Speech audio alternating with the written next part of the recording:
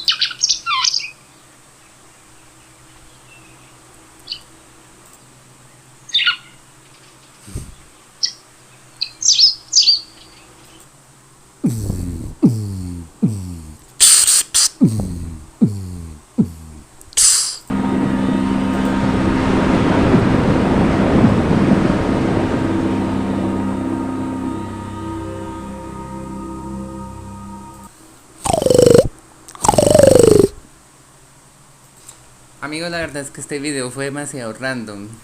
Y me demoré mucho buscando cada imagen y ya me tengo que ir.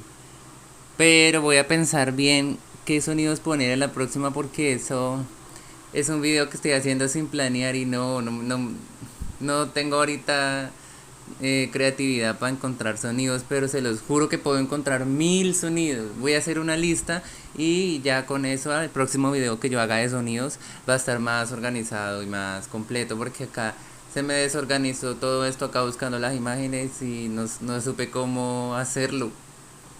Bueno amigos, nos vemos en el próximo.